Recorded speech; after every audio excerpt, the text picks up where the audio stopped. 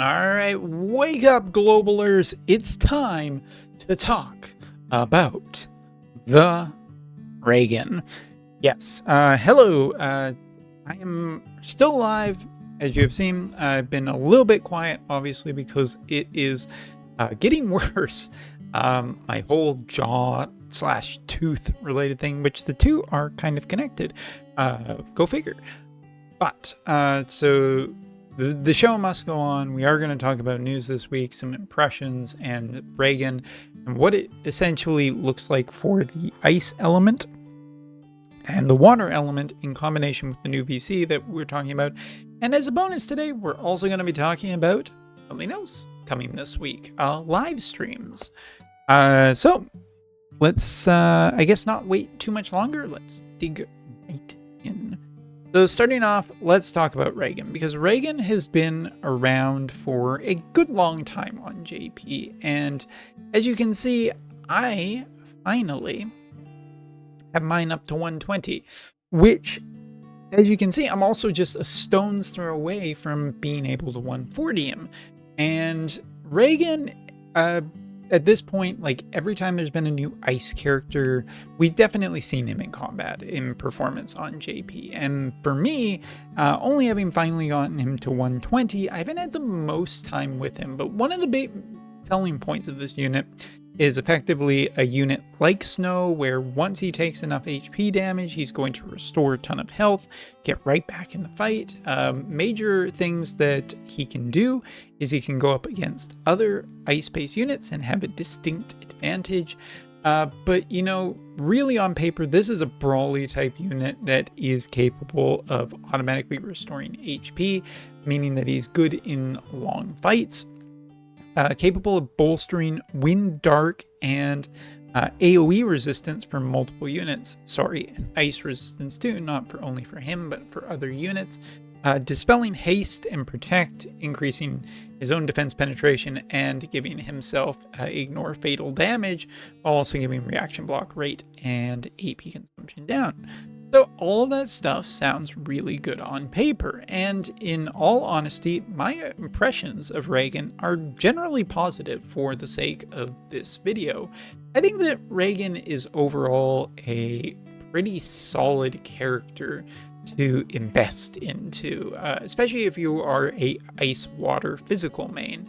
Heck, I think he's even decent on a mostly magical based team, because he can soak up a fair amount of damage while also bolstering defenses of other units, which is valuable in its own right.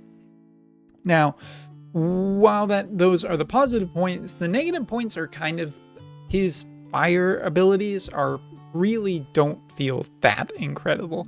And it's not because he's bad with fire abilities. It's that ice has kind of disappeared, because ice has a really difficult time dealing with dark, dealing with what a lot of other elements are doing, which is kind of why you're seeing ice switching over to a more magical side with new version of Howlet and so on and so forth. So, like, honestly, Raegen's fire abilities are cool. You know, he's effectively a dual elemental character. He can do ice abilities, fire abilities, and fire gives him an advantage against other ice teams. It's just that, at least from the JP side and looking at what we've been dealing with, there really aren't too many ice teams to speak of. There are a good amount of water teams out there. There aren't really a ton of as many wind teams as there were before, so Raegen is kind of going to take a little bit of a, you know, not as great. Other issues I have with Raegen is just the fact that his range is a little bit short, so he does need to get in relatively close, which can be difficult with some of the high range units that are out there.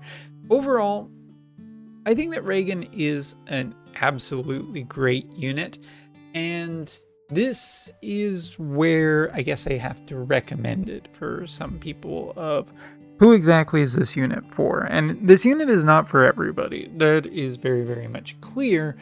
But I do think that water and ice main users will be really happy to get this character either now or down the line. The advantage being now is that he will be a little bit more ready, and this is one of the first of Ice's feels like Ice is restructuring in a way, because Ice Howlet is a good unit, but just like Raegen, when both of these units came out, neither of them felt like they really pushed Ice's power super far ahead. They just felt like really good units that would win matchups, but weren't as oppressive as Dark and other elements.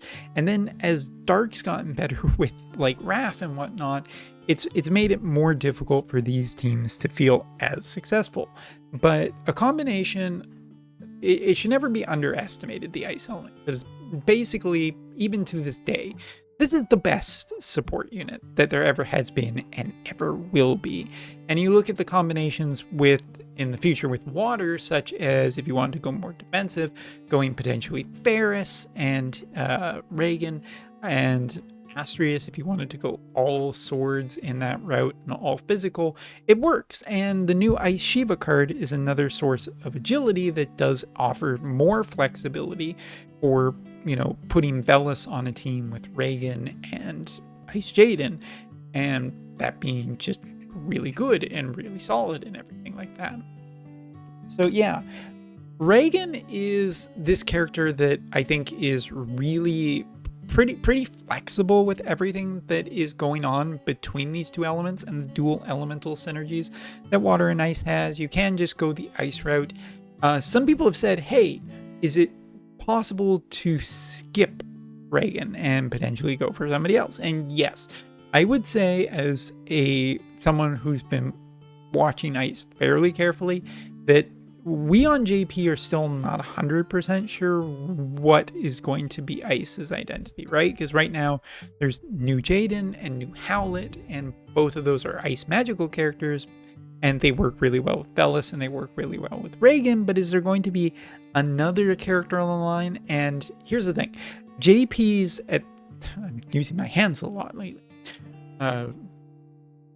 JP has a really good well, for 3.5 anniversary, we've gotten a selection quest, which means that you could potentially pull Ice Howlet or Raegen off of it.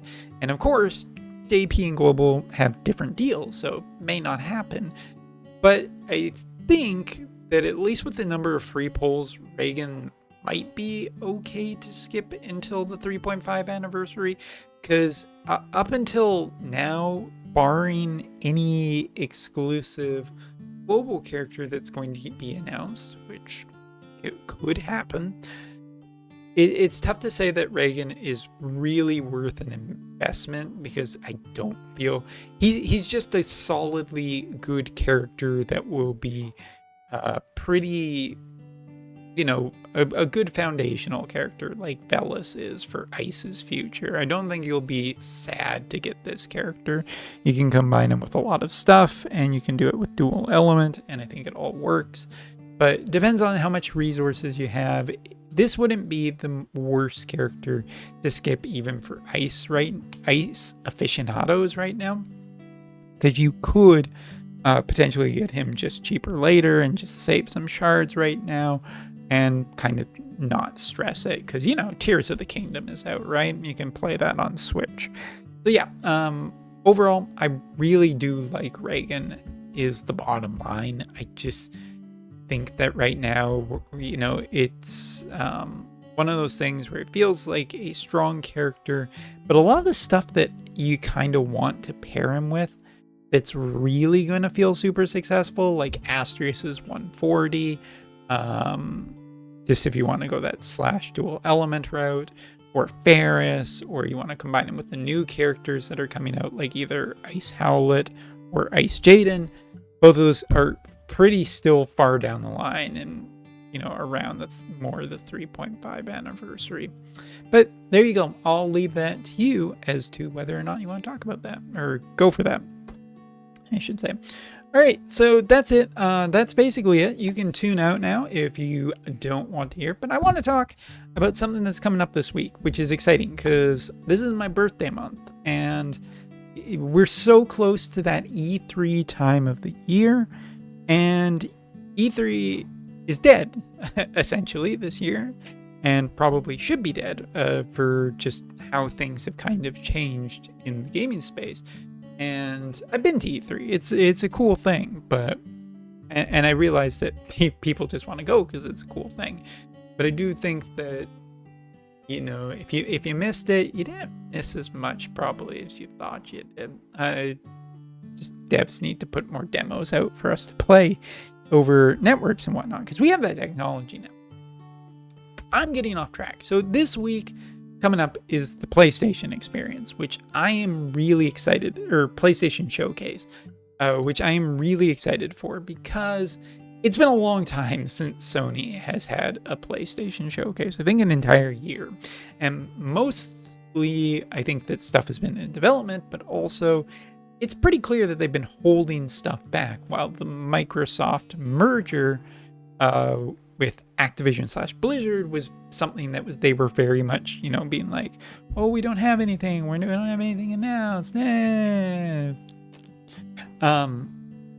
But in particular, the reason I'm talking about this is it pertains to Final Fantasy 16, which we're a month away from today. Congratulations, guys. We're 1 month away from a mainline Final Fantasy coming out. It's an exciting time, and I think the game looks fantastic. And I hope that everybody will enjoy it or give it a shot. I know not everyone is super gung-ho on it being an action game, but it's, you know, it's the 14 team. I think I have pretty damn good faith.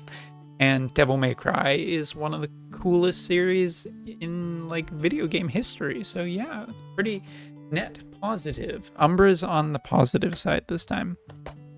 But the big thing is that this week, obviously, it's an hour-long showcase, which means probably about 20-ish games are going to get shown off. New games, old games, updates, and brand new stuff.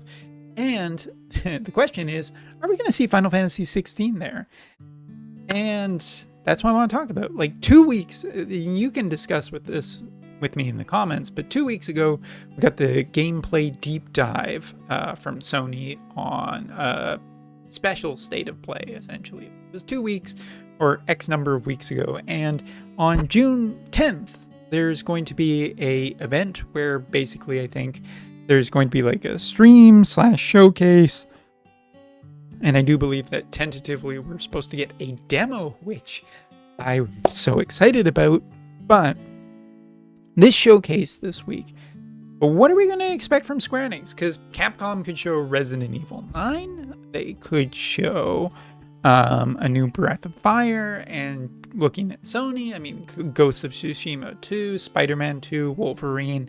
There's so many different games that are all very excited. The rumored Metal Gear Solid 3 remake, maybe a Bloodborne remaster. There's so much that we could dig into the rabbit hole, and I'm incredibly excited for all of that. But for the sake of this video and Square-Enix and the fact that it kind of ties back to Wotv, I'm excited for things that are not Final Fantasy 16, because 16 has had a major gameplay showcase. They've had multiple fantastic trailers, and it's 2 weeks before we should get what is the effective final trailer before the full game comes out, in combination with the fact that the demo will be out. It feels like 16 should not be at this event at all, because it's too much and you're going to spoil probably a little bit too much of it. So Square-Enix is a big company. Maybe they have a few other projects. So I'm going to venture some guesses here, and we'll see how right/wrong Umbra is. One of the first things I want to say I think that is going to show up is I'm hoping mostly for the Final Fantasy 9 and Final Fantasy Tactics remake, remaster, whatever the fuck it has happened. Recently, we've heard that the Final Fantasy Tactics team has been incredibly busy getting something ready, and the NVIDIA leak a while back basically stated that the Tactics remaster was something that was being made, because that leak has turned out to be like effectively like 95% accurate, which means that it is happening, unless it's been scrapped. the City Opera Omnia team basically talked about, talking with other Final Fantasy teams and making sure that everything was getting correct. And when it came to the subject of Final Fantasy Tactics, they said that the team was just way too busy getting stuff ready, which, the Tactics remaster has been long since leaked, and it feels like we're just kind of waiting for it. The DO field has come out and all of that. It doesn't really have any bearing or impact on Final Fantasy XVI's release, which feels like this is the right time for Tactics Remaster to be shown. Not only that, but the Final Fantasy IX remake, which is supposed to tie maybe in with the show, maybe not. This would be a great time for that, because if it's a smaller base project, it could just be something that it could be shown off and, be really exciting. I'm personally incredibly excited for the prospect of a Final Fantasy IX remake, because 9 has, and my jaw, sorry. Final Fantasy IX has always been an anniversary title, which has borrowed things from each of the Final Fantasies that have come before it. And the prospect of remaking 9, if they're going to do it and add new content and actually go for like a remake, add stuff from the other Final Fantasies that have come out since then. Final Fantasy 15, 14, 13, 12, and 11, and 10 would all be really cool to see nods put into Final Fantasy 9, especially since, 9 came out at the time where they were kind of reflecting and celebrating on all of Final Fantasy's history. And if you're going to do the remake of 9, it seems pretty logical. So 9 and Tactics probably maybe a little much. But this comes to the next thing. Final Fantasy VII Remake Part 2, or Rebirth as it's called. This is one that I actually don't think will be at the show, because the 9 remake is going to be really hype. But I don't think it's going to hit the levels that necessarily FF7 Remake have hit, nor the fact of a brand new Final Fantasy that's been trending very positively among a good part of the community. Remake Part 2 has been out of the limelight, but I do not think for the life of me, because Square has said that it's coming in next winter, which basically goes into 2024. I think that legitimately looking at Square-Enix's promotionary cycle of roughly about 6 months being the major lead up to a lot like that kind of promotionary stuff, I don't think that this is the right time for an FF7 remake too. Now, I would be incredibly hype and incredibly happy to see FF7, and it is a PlayStation showcase. If there's going to be some absolute bombshells of announcements, then this is the place to do it, because the eyes are going to be on Sony, and this is their big one until probably September. So, this seems could be the right time for FF7 Rebirth to show up, but I'm going to say it's not going to be there, because the last thing I think is going to actually show up at the PlayStation Showcase is a game that was announced about a year ago, roughly about a year ago. I say that because I haven't done the due diligence to see when the first trailer was. But I think Kingdom Hearts 4 is long overdue for a showing. And thankfully, it doesn't really have, yes, action game in a little bit similar vein to Final Fantasy 16, but I would say that it's a great time to show off Kingdom Hearts 4, because we haven't heard anything for Kingdom Hearts 4 for over a year. Maybe it's time to get a little bit of teasing going, a little bit of reminder, because I hear a lot of people on my streams talk about this and that, but nobody seems to talk about Kingdom Hearts 4 at all anymore, which is interesting, because I went back and watched the trailer the other day, and it's just like, I don't know, like I feel that has to be progressing a fair bit, and I don't know, it feels weird. Maybe it's just delusions of grandeur, or delusions of being senile. I don't know, but I'm gonna say that my big bets, if we're gonna see Square Enix stuff, is going to be the Tactics remake, remaster, Final Fantasy IX remake, remaster. Both of those would be absolutely hype announcements that would not detract from Final Fantasy 16, in my opinion, especially if they're far enough out. And Kingdom Hearts 4, because it's just kind of weird that that's disappeared for so long and we haven't heard anything. Of course, I guess if we were hearing something, it would probably be at a Disney event. I'm going to stick with my prediction. And I'm going to say Rebirth won't be there, but you know me, Rebirth is there. I'll be happy as a pig in something. So anyway, an extended video, but since I haven't done too many videos recently because of this damn tooth, which is getting fixed on Saturday. Thanks so much for watching. Nice to see you again. See you a little bit later.